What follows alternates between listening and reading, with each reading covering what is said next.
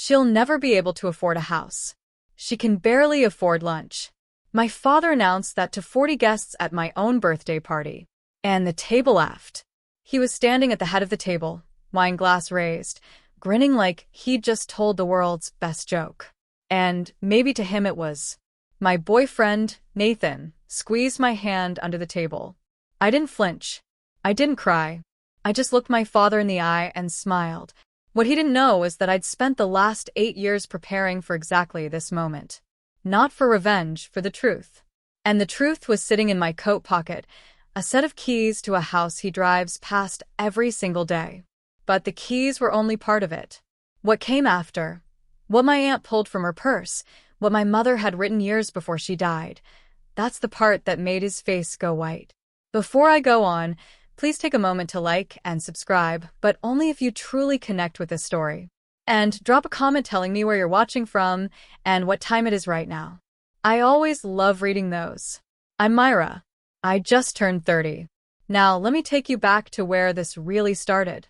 8 years ago, the week my mother was buried, the house smelled like casseroles and lilies. That's what I remember most about the week we buried my mother. How everyone kept bringing food nobody ate and flowers that made me sneeze. I was 22. Helen Lawson, my mom, had fought ovarian cancer for 14 months, and she lost on a Tuesday in March. The funeral was packed. My father, Gerald, sat in the front pew, shaking hands like a mayor at a ribbon cutting. He cried exactly twice, both times when someone was watching.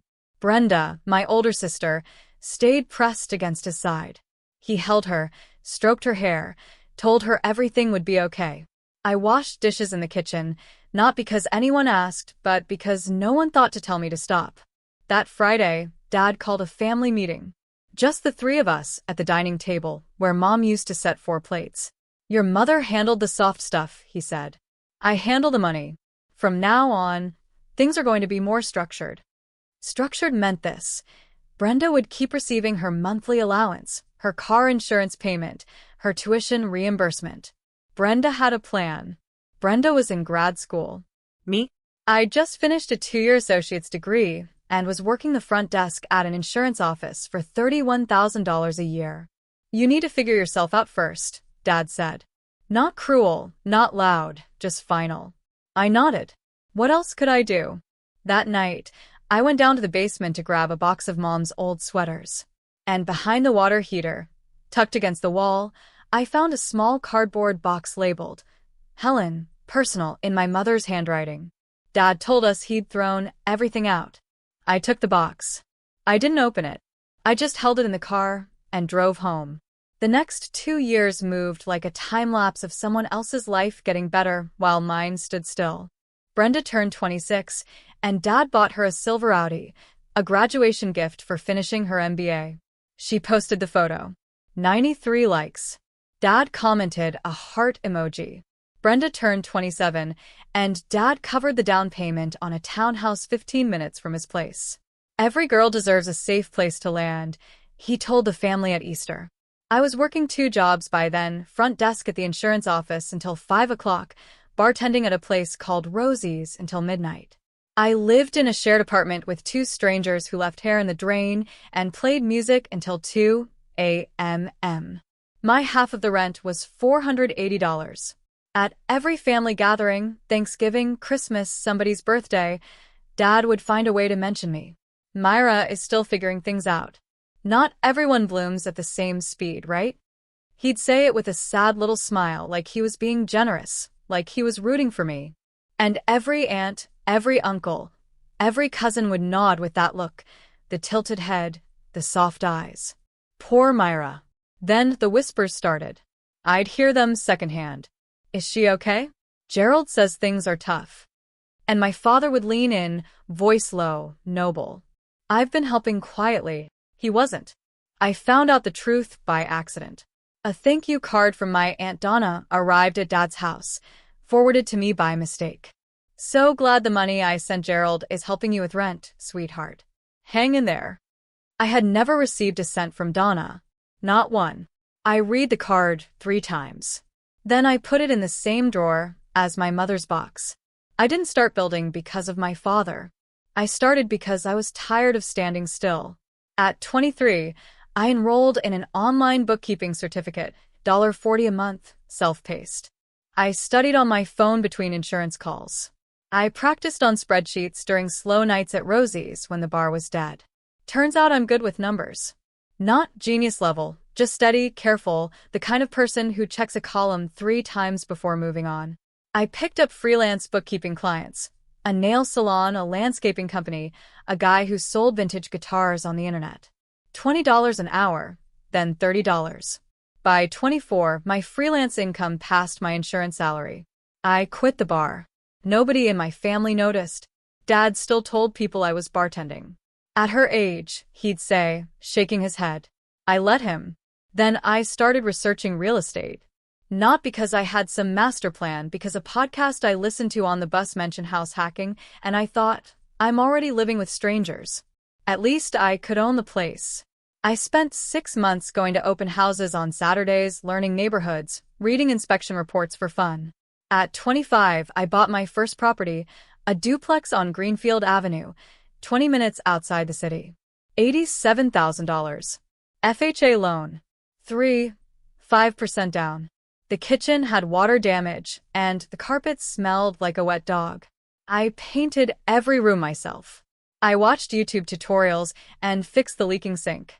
I rented the other half to a nurse named Claudia, who paid on time every single month. The rental income covered my mortgage. All of it. I didn't tell Brenda. I didn't tell Dad. I didn't tell anyone. I didn't hide my life to plan some grand reveal. I hid it because every time I shared something good, he found a way to make it small. I was 27 when my father tried to blow up my career. I'd just been promoted to senior administrative coordinator at the insurance company. New title, small raise, my own desk near the window. It was the first time in 5 years I'd felt like I was building something that couldn't be taken away. Then my boss, Linda, called me into her office on a Wednesday afternoon. She closed the door. That's how I knew your father called. She said he expressed concern about your mental state. He asked us to keep an eye on you. I sat there very still while the walls felt like they were getting closer. He said you've been struggling since your mother passed. He said you put on a brave face, but she trailed off. I'm required to flag it. It took me 3 weeks to clear it. 3 meetings with HR. A wellness evaluation I didn't need. A form I signed promising I had no current mental health crisis. All because my father picked up a phone and performed concern to a stranger. I almost lost the promotion. They almost put me on a monitoring plan. That night, I sat in my car in the parking lot for 45 minutes. My hands shook on the steering wheel. Not from sadness, from something hotter. He knew I was doing better, and he couldn't stand it. I drove home and opened the closet where I kept my mother's box. I'd been carrying it for 5 years and hadn't once looked inside. That night, I sat on the bed and pulled the tape off the lid. Inside, her gold-plated earrings, a faded photo from her college graduation, a recipe card for banana bread, and at the bottom, a sealed envelope with my name on it in her handwriting. I picked it up, ran my thumb across the ink. I wasn't ready. Not yet. Thanksgiving that year, I walked into Dad's house owning 2 properties. Nobody at the table had a clue. I'd bought the second one 3 months earlier. A small ranch house in the same neighborhood as the duplex. Foreclosure. Paid cash from the equity I'd built, and 2 years of freelance savings. I was 28, and my net worth had quietly crossed 6 figures. At the dinner table, I sat in my usual spot, the middle between cousins, away from the head where Dad carved the turkey like a king handing out portions. Aunt Patricia leaned over. Honey, are you eating enough? Your dad says things have been tough. I blinked. Things are fine, Aunt Pat. She patted my hand. That look again, the tilted head. From the head of the table, Dad raised his glass. I just want all my girls to be okay. That's all a father can ask. Brenda nodded beside him. The room murmured agreement. No one turned to me and asked, "What do you say?" I realized something that night, sitting in that dining room, surrounded by people who loved me secondhand through the filter of whatever Gerald told them. He'd built a complete story. In his version, I was the struggling daughter and he was the sacrificing father. And the story was so consistent, so well rehearsed, that challenging it would only make me look ungrateful. That's the thing about a lie told by someone everyone trusts. It doesn't need proof. It just needs repetition. After dinner, I stepped onto the back porch for air. My cousin Derek followed me out.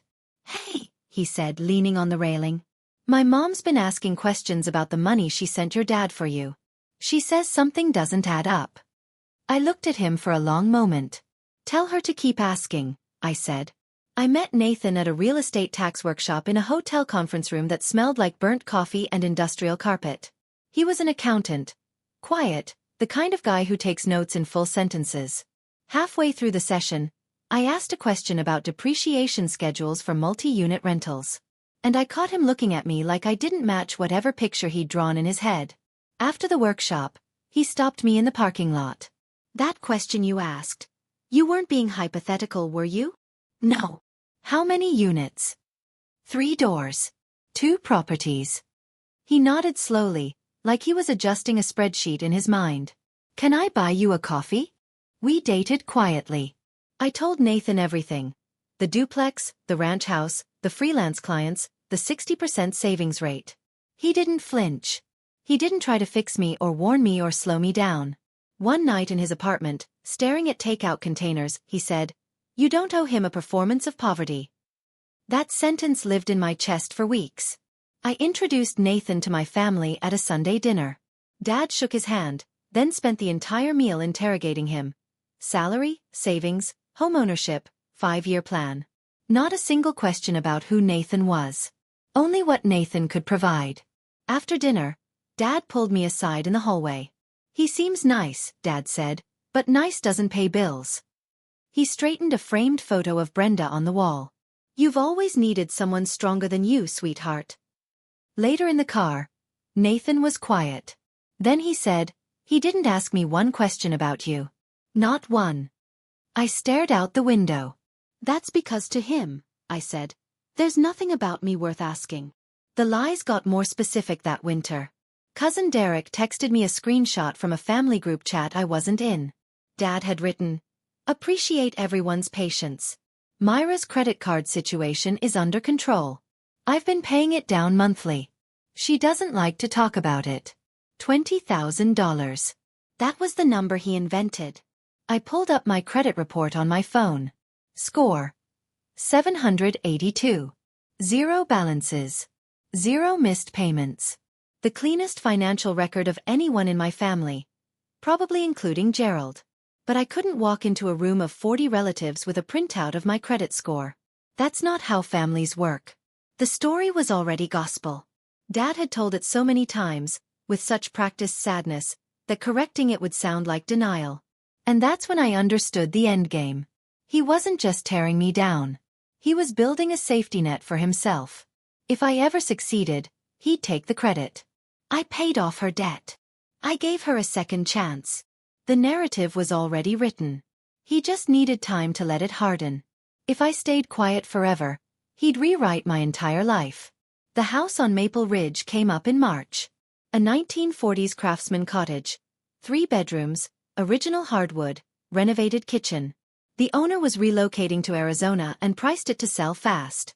I knew the street. I knew it well. My father lived at 4708 Maple Ridge Drive.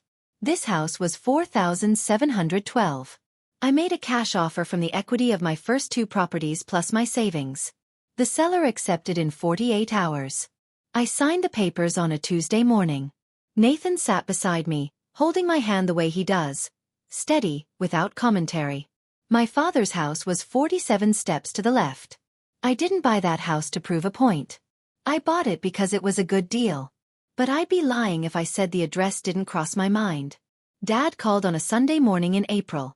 3 weeks before my 30th birthday. His voice had that warm, generous tone, the one he uses when he wants something to look like a gift. 30 is a big deal, sweetheart. Let me throw you a party at my place. I'll handle everything. My first instinct was to say no. My second instinct was to remember what Nathan told me once. If you say no, he'll tell everyone you're ungrateful. So I said yes. Dad went to work immediately. He ordered catering. He rented folding chairs. He sent out invitations. Not to my friends, but to his people. His golf buddies, his former co-workers, the neighbors who'd watched me grow up. Aunts, uncles, cousins from both sides. 40 guests on the list. It was the kind of production that looked like love if you didn't know better. Brenda called me midweek. Breathless. Dad's going all out. He even ordered a cake with your photo on it. Isn't that sweet? I let that sit for a moment. Who's on the guest list? Oh, everyone. Family, neighbors, some of his work friends. She paused. I think even your old boss, Linda. Isn't that nice? Linda. The woman Gerald had called to sabotage me. The woman who'd nearly put me on a monitoring plan. That wasn't a coincidence. Gerald didn't do coincidences. He did chess moves. Nathan found me that night sitting on the kitchen floor, staring at the invitation Dad had mailed to my own birthday party with his return address on the envelope. He's not throwing you a party, Nathan said, sitting down beside me. He's building an audience. I turned the envelope over in my hands. In my coat closet, hanging on a hook, was a jacket with a set of keys in the pocket. Then I guess I'd better bring a show, I said. The day of the party, I stood outside Dad's house for a full minute before going in. The lawn was mowed in diagonal lines. A balloon arch framed the front door, silver and white. Through the window, I could see the banner. Happy 30th Myra in curly letters. It looked like love. It looked like effort. And maybe somewhere under the performance, a tiny piece of it was real. That was the part that always got me. Nathan and I walked in together. The house was already crowded. People clustered around the buffet table, paper plates in hand, laughing, catching up. Dad was in the center of the living room, shaking hands, hugging women on the cheek, topping off wine glasses. But the first thing I noticed was the wall. The living room wall, the one visible from every angle of the open floor plan, was covered in framed photos. Brenda graduating college. Brenda's engagement party. Brenda's first house. Brenda and Dad at a restaurant. Matching smiles. My photo was there too. One from when I was 10, missing my 2 front teeth, holding a participation ribbon from a science fair. I looked at it for 3 seconds. Then I looked away. Dad spotted me and opened his arms. There she is, the birthday girl. He hugged me. Then he stepped back, looked me up and down. My gray knit sweater, my dark jeans, my flat boots. Couldn't find something nicer? He said lightly. It's your birthday. Before I could answer, he turned to Brenda, who stood behind him in a fitted emerald dress. Doesn't Brenda look beautiful? I got her that dress last week. I breathed. Nathan's hand found the small of my back. Across the room, Aunt Donna caught my eye. She held her purse close to her side, patted it once, and gave me the smallest nod.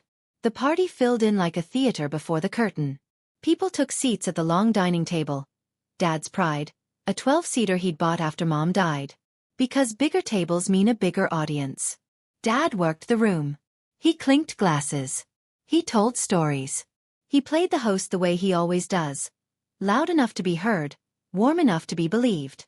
When everyone was seated, he raised his glass. To Myra, he said. My little girl who always marches to her own drum.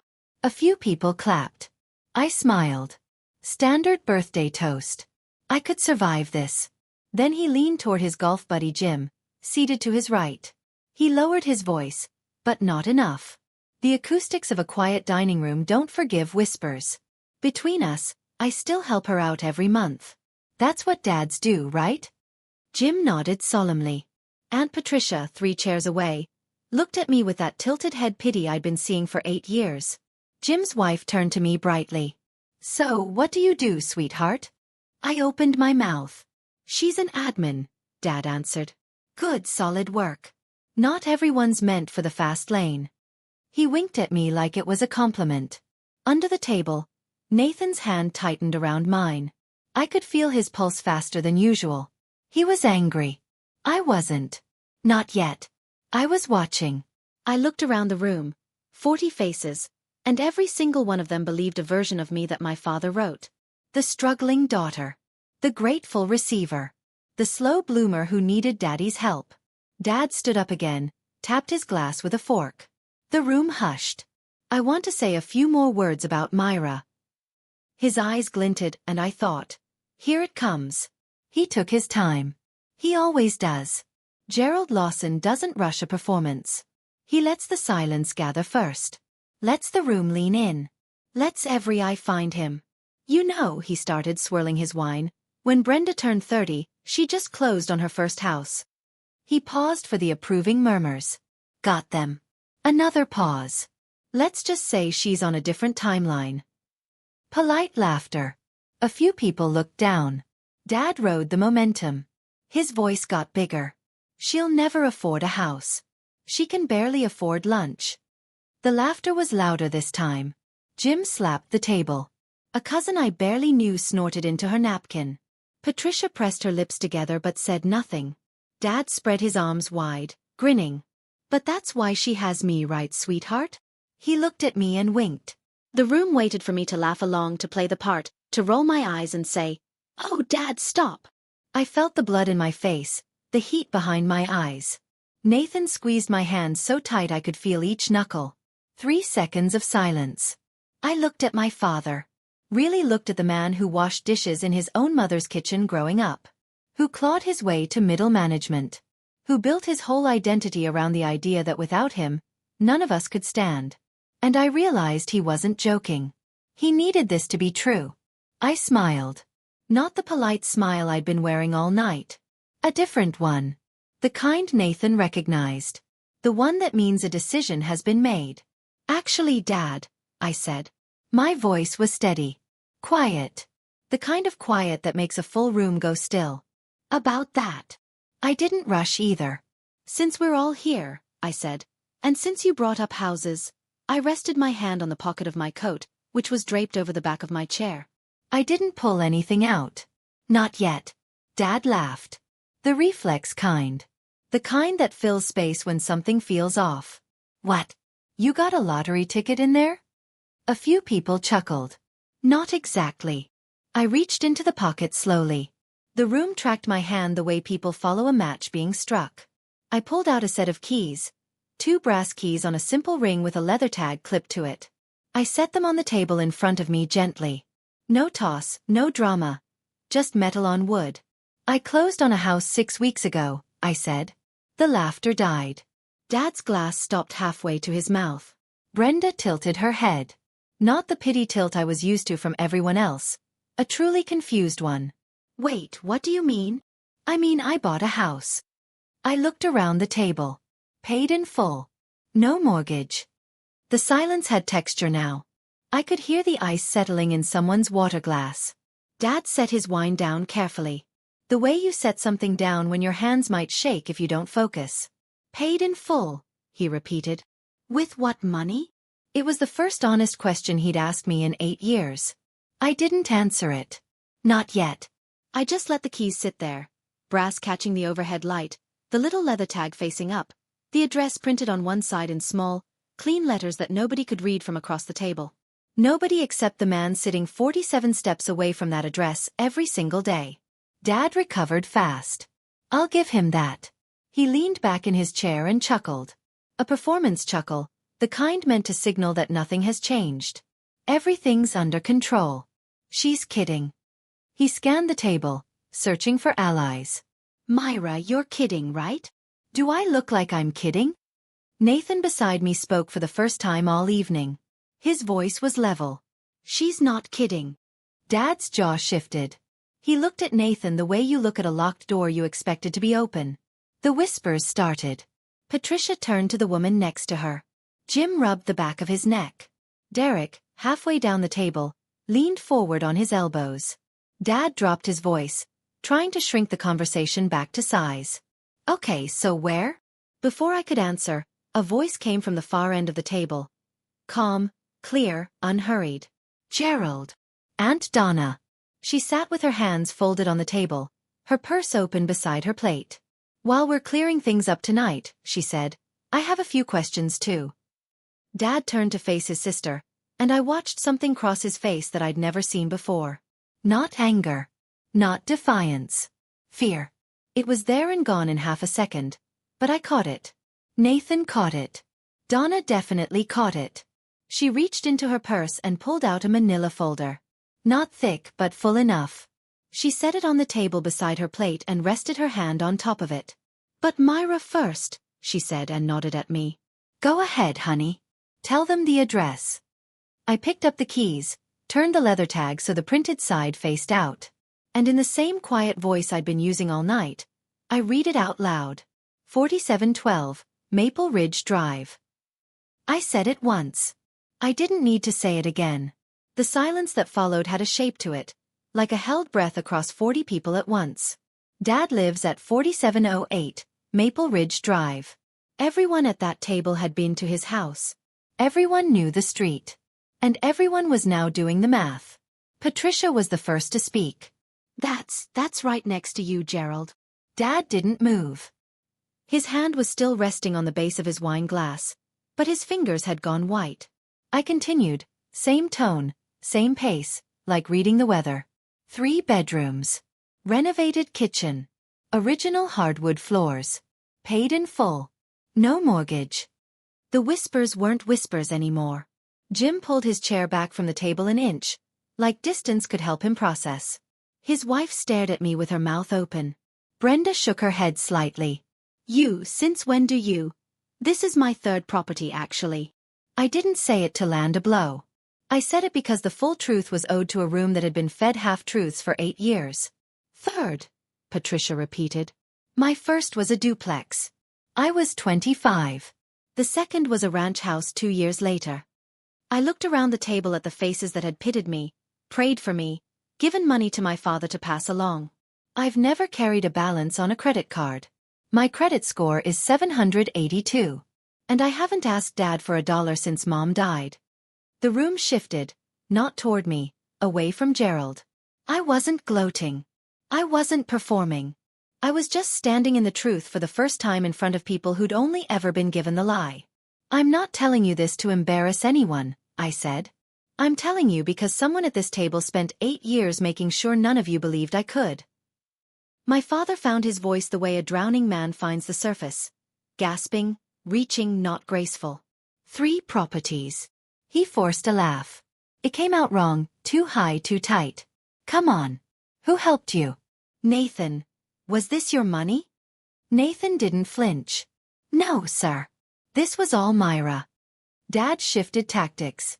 He straightened in his chair, squaring his shoulders, trying to rebuild the patriarch posture the room had always let him wear.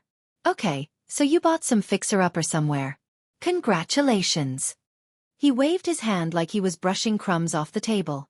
"But you didn't have to turn my party into your party." The words left my mouth before I planned them, and the room went quiet again. "You told me this was my birthday party, Dad." He opened his mouth, closed it.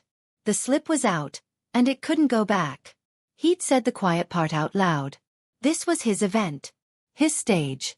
His audience. And every person at the table heard it. Brenda looked at Dad, then at me, then back at Dad. I watched something flicker behind her eyes. Not anger, not loyalty. Something new. Doubt. From 3 seats away, Jim leaned toward his wife. He thought he was whispering, but the room was so quiet now that a whisper carried like a shout. "Did you know about this? He told me she was broke." His wife shook her head slowly. I didn't react. I didn't need to. The truth was doing its own work now. Filling corners, turning over rocks, exposing things that had lived comfortably in the dark. I picked up my water glass and took a slow sip. "This is my birthday," I said evenly. "And I get to decide what I share at my own birthday." I've watched my father change masks my entire life. The provider, the joker, the concerned parent. But the one he reached for now, the one he always saves for emergencies, is the victim. His shoulders dropped. His voice softened. His eyes went red at the rims. A trick I'd seen at Mom's funeral, at Brenda's graduation, at every moment when sympathy was more useful than authority. "So this is what I get," he said. He pressed his hand to his chest. "I raised you.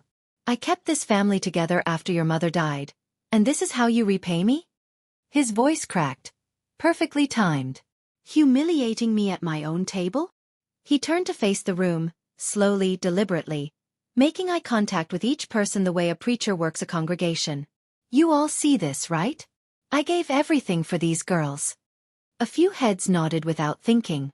The old programming was strong. Aunt Patricia reached for her napkin. Jim studied his plate. And for one terrible second, I felt the pull, the weight of 30 years of training telling me to apologize, to smooth it over, to let him rewrite this too. But I didn't. I looked at Donna. She met my eyes across the table, her hands still resting on that manila folder. You gave everything, I said. Not loud. Not cruel. Just clear. Dad, let me ask you something. The room held its breath. How much did Aunt Donna send you for my rent over the last 5 years? The color left his face the way light leaves a room when someone flips a switch. Donna stood up slowly. She picked up the manila folder and opened it. I have the receipts, she said literally. Donna didn't raise her voice. She didn't need to. She laid it out the way a bookkeeper reads a ledger. Clean, factual, devastating. Over the last 5 years, I sent Gerald $14,200 in personal checks. Every single one was marked for Myra's rent and living expenses. She pulled photocopies from the folder and spread them across the table. Gerald told me she was struggling, that she couldn't make ends meet, that he was adding what I sent with his own money. She turned to me. Myra, did you receive any of this? No, Aunt Donna. Not a cent. The photocopies sat on the table like evidence at a trial nobody had called. Each check was a snapshot. A date, an amount, a memo line. For Myra. Rent help. For Myra. Winter utilities. For Myra. Car insurance. Patricia leaned forward, adjusting her reading glasses, scanning the copies. Her face changed with each one. Dad gripped the edge of the table. That was for household expenses. I used it for general. For what, Gerald? Donna's voice was still calm, still measured. She didn't live with you. He had no answer. The sentence just hung there. Unfinished, swinging. Derek stood with his arms crossed, jaw tight, staring at his uncle. Then Patricia spoke, and her voice was the quietest it had been all night. Gerald, she removed her glasses. I sent you $600 last Christmas for Myra's car repair. You told me her engine was failing. Dad closed his eyes. My engine was fine, I said. It's always been fine. The room didn't explode. It deflated. 40 people sitting with a slow, heavy realization that the man they trusted, the patriarch, the provider, the voice of the family, had been pocketing their generosity and selling a daughter's dignity to fund the story. Donna closed the folder. I'm not here to fight, Gerald. I'm here because I wrote checks to help your daughter and she never saw a dime. I stood up. Not fast. Not angry. The way you stand when you've been holding something for 8 years and it's finally light enough to carry upright. Since we're being honest tonight, let me be completely honest. I looked around the room at the faces I'd grown up with. The aunts who baked me cookies, the uncles who ruffled my hair, the cousins who played tag with me in this very backyard. Every one of them had been told a story about me. And every one of them had believed it. I bought my first property at 25, I said. A duplex on Greenfield Avenue. I was working 2 jobs and saving 60% of my income. I kept my voice even, factual. I bought the second property at 27, a small ranch house, paid cash from the equity I'd built. The house next door, Dad's Street, is my third. I paused. I have never had credit card debt. My credit score is 782. I haven't asked Dad for a single dollar since Mom's funeral. I looked at the faces around the table. Some were staring at me. Some were staring at Gerald. A few were staring at the floor. Every person in this room was told a different version of my life. I know because I've heard pieces of it from almost all of you. The struggling daughter. The secret debt. The father paying it off. None of it was true. Linda, my former boss, spoke from the far end of the table. Her voice was tight. I owe you an apology, Myra. Your father called my office about you. I should have talked to you first. I nodded. Thank you, Linda. Then I looked at the room one more time. I'm not angry at any of you for believing him. He's my father. Of course you believed him. I let that land. But now you know. My father sat down like a man who'd forgotten how chairs work. Heavy, awkward, all at once. The glass of wine he'd been holding all evening sat untouched on the table. The banner behind him still read Happy 30th Myra in silver cursive, and the irony was so thick it could have been a fifth guest at his end of the table. He looked at Brenda, his golden child, his mirror, the one who always sat beside him, who always nodded, who always agreed. Brenda was staring at her napkin. Her fingers were twisting the cloth into a tight spiral. "You don't understand," Dad said. His voice was stripped down now. No performance, no show. Just a man talking to a room that had stopped listening. "Everything I did because I love this family." I let the words exist for a moment. Then I answered. "No, Dad. You did it because you needed us to need you." I didn't raise my voice. There's a difference. He looked away, out the window toward the street, toward the house at 4712, which I now owned, which was dark and empty and 47 steps from his front door. He had nothing. No comeback. No redirect. No mask left to grab. Nathan placed his hand on my shoulder. He didn't say a word. He didn't need to. Patricia got up from her chair, walked around the long table, and wrapped her arms around me. She smelled like lavender and old guilt. "I'm sorry, honey," she said into my hair. "I should have asked you." Then Brenda spoke. Her voice was small, shaking. The voice of someone pulling a thread she knows will unravel everything. "Dad," she looked up, "did you also tell them I got my house because of your money?" "A beat. Because I paid you back 3 years ago. You told me not to tell anyone." The room took another breath, and Gerald Lawson shrank a little more. The dining room had the strange hush of a place where too many truths had been spoken in too short a time. People were processing. Some stared at the table. Some stared at Gerald. Some stared at nothing. I sat back down. My hands weren't shaking anymore. I reached into my coat, the same pocket that had held the keys, and pulled out a sealed envelope, cream-colored, slightly yellowed at the edges, my name in my mother's handwriting across the front. "Mom left me a letter," I said. "Dad hid the box it was in. Told us he'd thrown all her personal things away. I found it anyway." Gerald's eyes locked on the envelope. I watched recognition hit him, not of the letter itself, but of what it meant. Helen knew. His wife, who died 8 years ago, had seen him clearly. "I opened it 2 weeks ago," I said. "I won't read all of it, but there's one part one think this room should hear." I unfolded the single page. Mom's handwriting was careful, even near the end, when her hands had been so thin her rings slid off. I read one line. "Myra, your father loves in the only way he knows, by holding on. Don't let him hold so tight that you forget how to stand. I couldn't teach him to let go, but I can tell you, you were always strong enough." Donna pressed the back of her hand to her mouth. Patricia's eyes were wet. Derek looked away. Dad stared at the letter like it was a ghost. "She wrote that." His voice was barely there. "She knew, Dad." I folded the page and put it back in the envelope. "She always knew." He didn't argue. Didn't spin. Didn't reach for a mask. For the first time in my memory, Gerald Lawson sat in a room full of people with absolutely nothing to say. Not because he'd been caught, but because the one person who understood him best had written him down gently and clearly before she died. I stood one last time. Not to make a speech. Not to deliver a verdict. Just to finish what I started. "I'm not here to destroy anyone," I said. "I'm here because tonight was supposed to be about me, and it almost became another performance." I looked at the wall of photos. Brenda's graduation, Brenda's house, Brenda's engagement. My one photo, gap-toothed and 10 years old, holding a participation ribbon. I own 3 properties. I have no debt. I built this with 2 jobs, 7 years of 60% savings, and a lot of weekends spent learning how to patch drywall. A few people almost smiled. I'm telling you this not to brag, but because for 8 years, the story told about me in this room was a lie, and lies don't get to be comfortable anymore. I turned to Dad. "I'm not asking for an apology.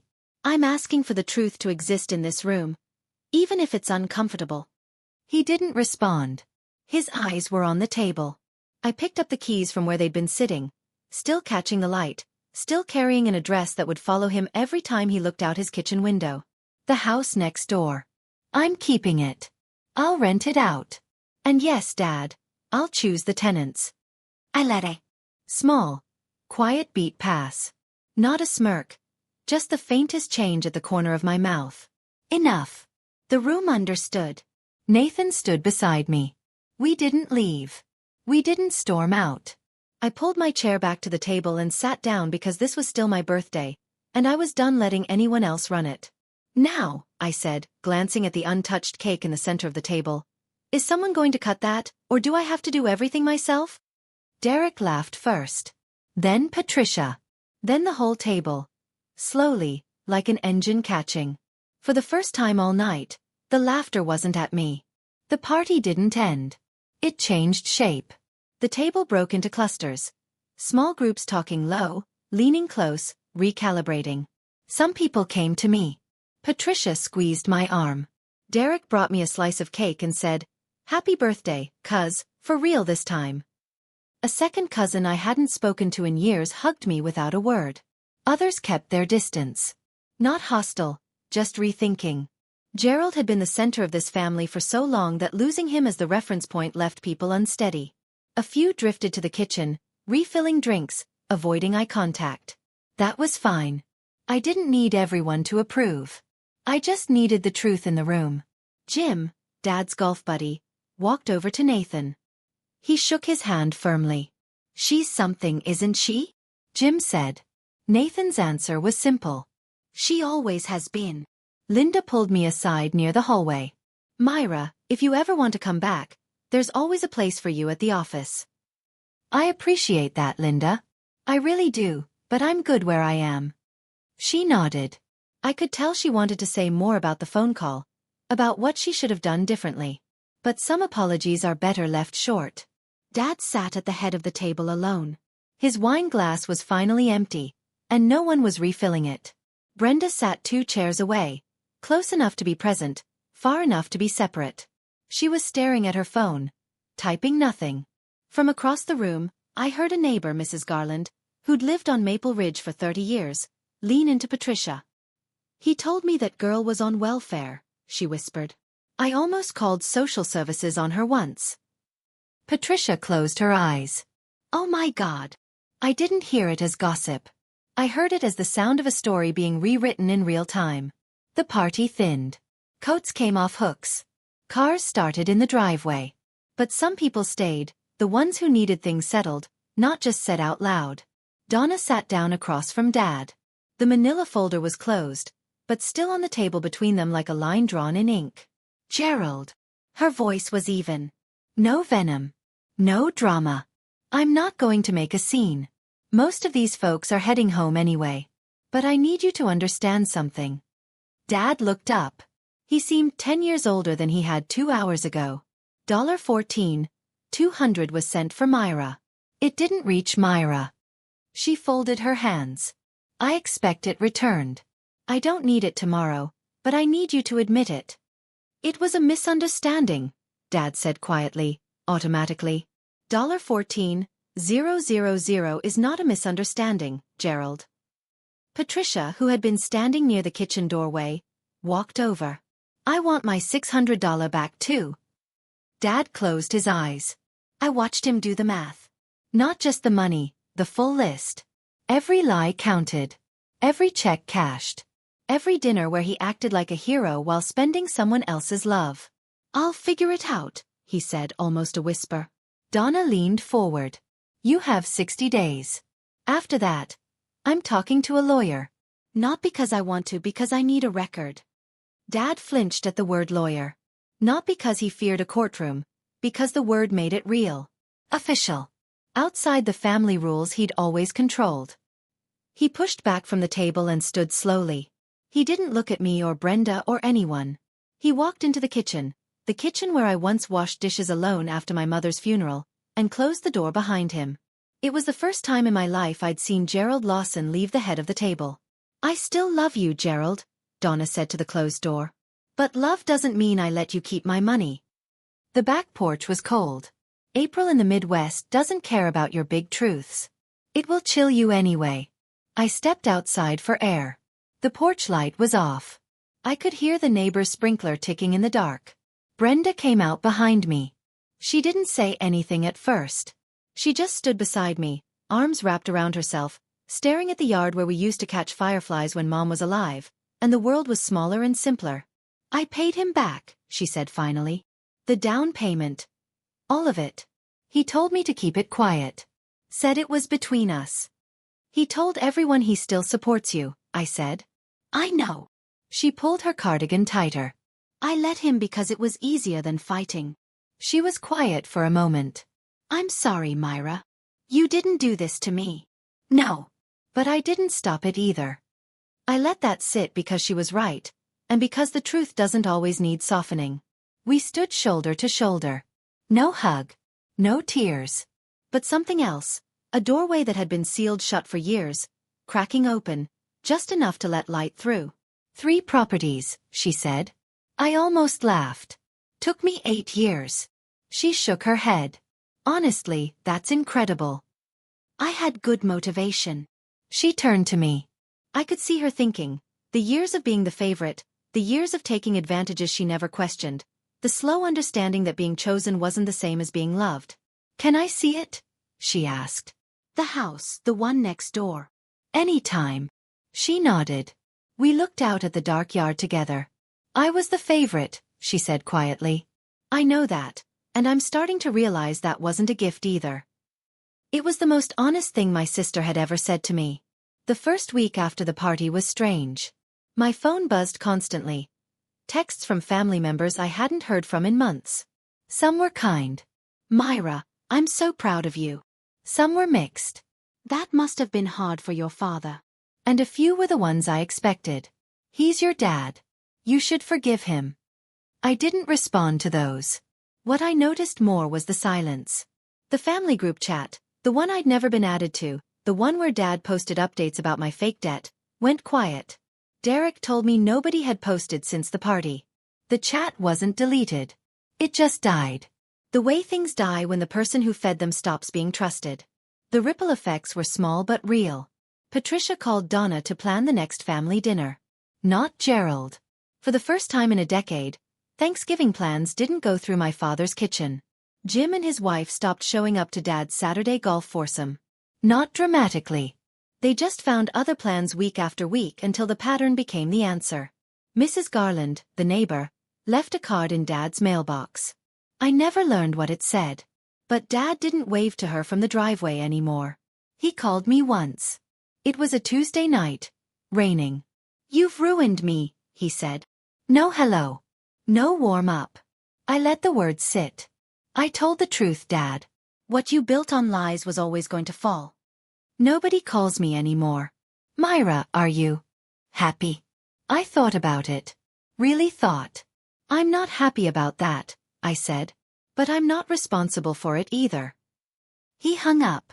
I sat in my apartment and listened to the rain and felt something I hadn't felt in years. The specific relief of a burden that belongs to someone else. Donna sent the email on a Monday. Formal. Bullet pointed. Subject line. Outstanding funds resolution request. She listed everything.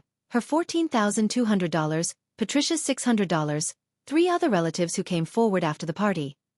Uncle Ray with $1,200 for Myra's dental work. Cousin Lisa with $800 for Myra's winter tires. And family friend Margaret with $1,400 for Myra's student loan payment. None of it had reached me. All of it had reached Gerald. Total. $18,200. Dad didn't fight it. That surprised me. Maybe he figured a legal fight would cost more, not in dollars, but in whatever was left of his reputation. He withdrew the money from his retirement savings, wrote checks, sent them within the 60-day window, each one with a terse memo, reimbursement. He wasn't broke. He wasn't homeless. He still had his house, his pension, his truck. But the cushion he built on other people's kindness was gone. Brenda started setting her own boundaries that spring. She told Dad she didn't want him talking about her money with anyone. Not relatives. Not friends. Not neighbors. When he pushed back. I'm your father. I have a right to, she cut in. You have the right to be my dad, not my spokesperson. I rented the house on Maple Ridge to a young couple, the Martins. Both teachers. Quiet. Kind. Paid on time. I didn't pick bad tenants. I didn't pick loud tenants. I picked people who reminded me of Nathan and me. Just starting out, working hard, saving every dollar. Every morning when Dad looked out his kitchen window, he saw their car in the driveway. A house that used to be someone else's was now mine. And there was nothing to undo about it. That spring, I ran the numbers. Duplex. Ranch. Cottage. My portfolio was worth just over $400,000. I was 30 years old. Not bad for a girl who couldn't afford lunch. 2 months later, I went back to Dad's house. Not for a fight. Not for closure. I needed a box of Mom's Christmas ornaments that was still in the attic. Porcelain angels she'd collected since before Brenda was born. I wanted them for my apartment. Dad opened the door on the second knock. He was wearing a flannel shirt and reading glasses pushed up on his forehead. The house was quiet. Not peaceful quiet. Empty quiet. The quiet of a place that used to echo with control and now just echoed. He looked older. The lines around his eyes were deeper, and his shoulders sat lower, like the frame holding him up had quietly been removed. "Come in," he said. He made coffee while I climbed up to the attic. When I came down with the box, he was sitting at the kitchen table with 2 mugs. I sat across from him. For a long time, neither of us spoke. Then he said, "Your mother used to tell me I hold on too tight." He turned the mug in his hands. I always thought she meant the dishes. I didn't laugh. "She meant people, Dad." He nodded slowly. I know that now." I sipped the coffee. It was weak. He'd always made it too weak. And Mom used to add a second scoop when he wasn't looking. I didn't tell him that. I stood up and tucked the box under my arm. At the door I stopped. "I'm not shutting the door on you," I said. "But I need you to stop lying about me. About Brenda, about Mom. If you can do that, we can start over slowly." He didn't answer right away. Then he nodded, and for the first time, the nod didn't feel like a show. It felt like a man sitting in a house that was too big for him trying to remember how to be small. "I didn't think I was lying," he said quietly.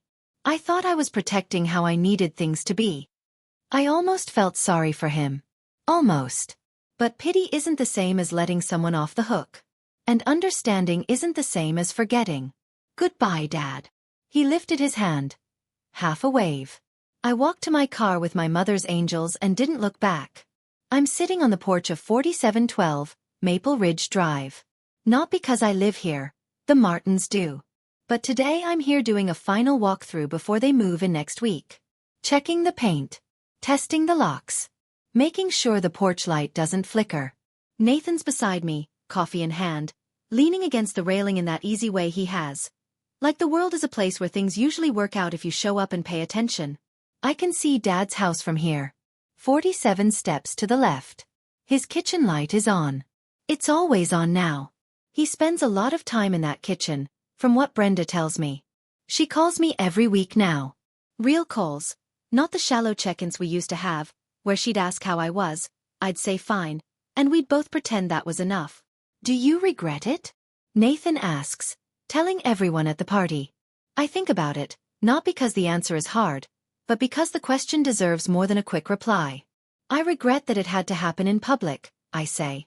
"But he made it public first, every single time." Nathan nods.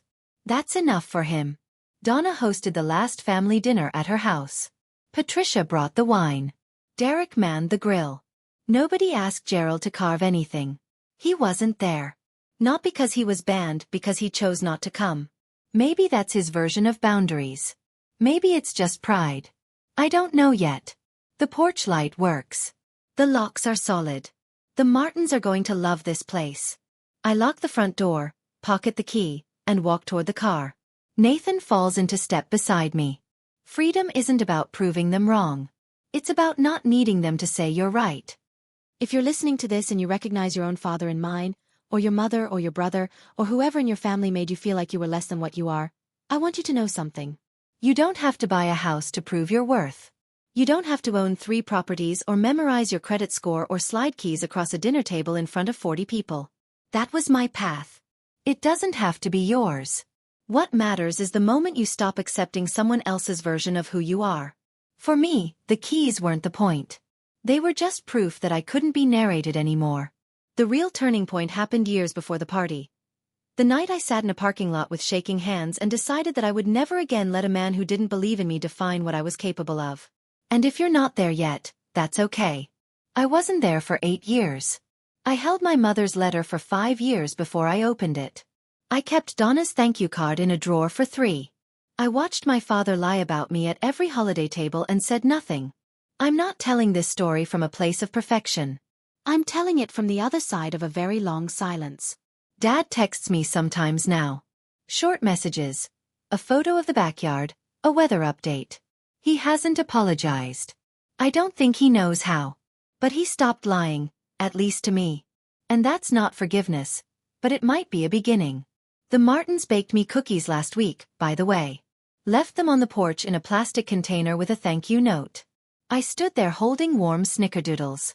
In front of a house my father said I'd never afford, and I laughed until my eyes watered. The irony wasn't lost on me. The best revenge isn't a house or a key or a set of receipts. It's becoming someone they can't narrate anymore. I keep Mom's letter in my wallet now, folded small, tucked behind my driver's license, where I can feel it every time I reach for something.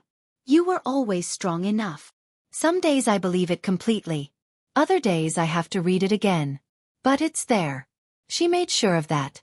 Even from wherever she is now, she made sure. Nathan's waiting in the car. The engine's running. We're heading home. Our apartment for now.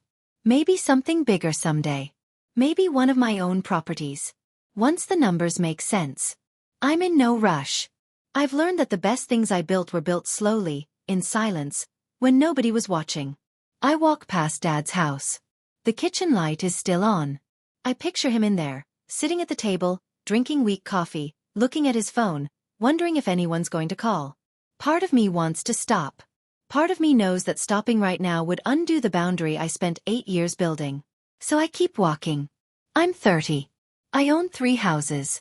I have a man who sees me. A sister who's learning how to show up. An aunt who fights fair.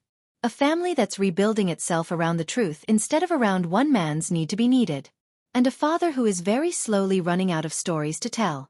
I used to think turning 30 would feel heavy, like a door closing on the years I spent invisible. It doesn't. It feels like setting down a bag I didn't know I was carrying. Like standing up straight for the first time and realizing the ceiling was never as low as someone told you it was. Nathan rolls down the window. Ready. I slide into the passenger seat. Keys in my pocket. Letter in my wallet. The whole road ahead. Ready. 30 looks good on me, but it looks even better with keys in my pocket and no one else writing the check. And that's my story. If you've ever been unseen by the person who should have believed in you the most, drop a comment and tell me. What was the moment you decided to stop letting someone else define your worth? And if you haven't reached that moment yet, you will. I believe that.